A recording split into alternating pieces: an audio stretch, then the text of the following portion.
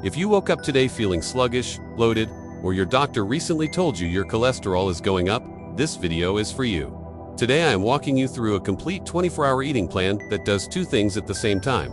It lowers your bad LDL cholesterol and resets your insulin resistance using real food. No juice cleanse, no starvation, no expensive supplements. Welcome to Dr. Keto Lifestyle.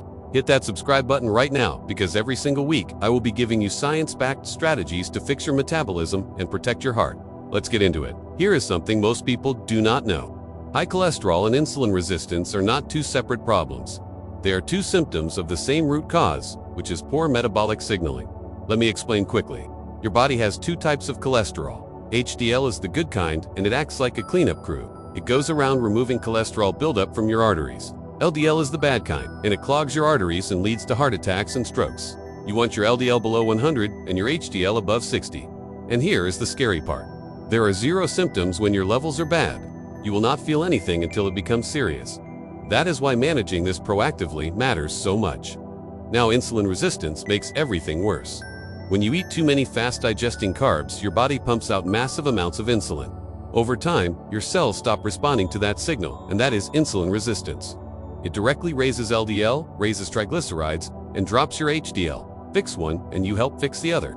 That is exactly what this 24-hour plan is designed to do. So let us start with the morning, because this is where most people make their biggest mistake. The classic breakfast of oatmeal, fruit juice, or even just sugary creamer in your coffee spikes your insulin before your day has even started. It locks you out of fat-burning mode for the rest of the afternoon, and it raises your LDL at the same time. Instead, here is what I want you to eat when you break your fast. 30 to 50 grams of high-quality protein.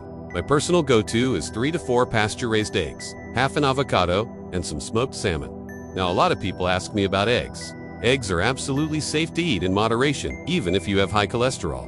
Research has confirmed this. The avocado is a game changer. A 2022 study showed that people who added avocado to their diet every single day had significant improvements in their heart health and their HDL levels. And the salmon gives you omega-3 fatty acids, which reduce inflammation and directly improve your cholesterol ratios. Keep this meal low in processed carbs.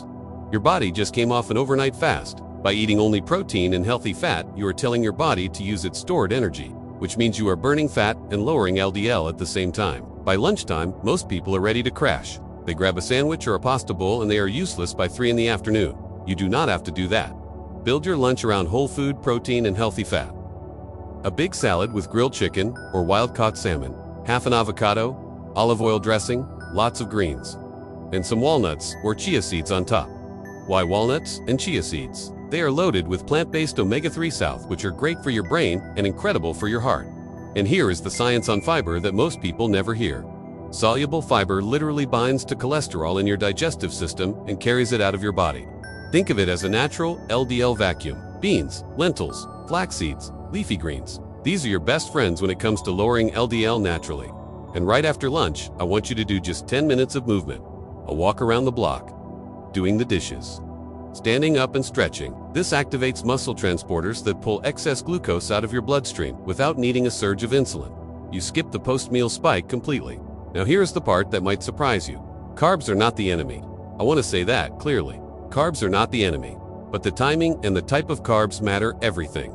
For dinner, start with a quality protein as your foundation. A steak, slow-cooked lamb, or baked salmon. Before you say anything about red meat, it is absolutely fine if you are being smart about it.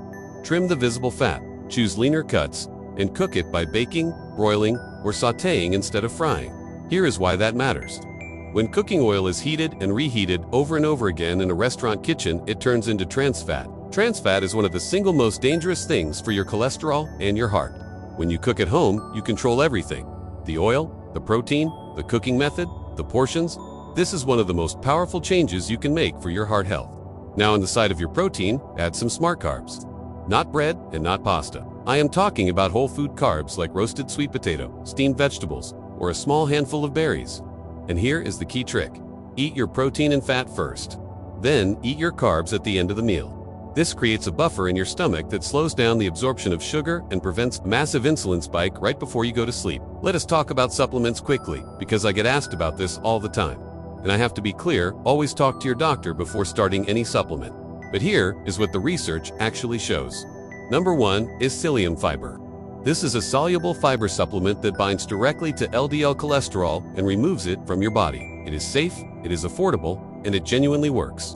Number 2 is omega-3 fish oil. Taking omega-3 supplements can raise your HDL levels and reduce the systemic inflammation that drives heart disease. Just make sure you are getting it from a reputable source because quality varies a lot. Number 3 is coenzyme Q10. Especially if you are currently on a statin medication. Statins can deplete your CoQ10 levels, and this supplement helps restore that. It also supports cellular energy and may help improve HDL, and I also want to mention something that does not help as much as people think, and that is alcohol. The American Heart Association now recommends zero alcohol for heart health. There is simply no cardiovascular benefit to drinking, and it is better to leave it out completely. Now, diet is the foundation, but your heart is a muscle, and muscles need to be trained.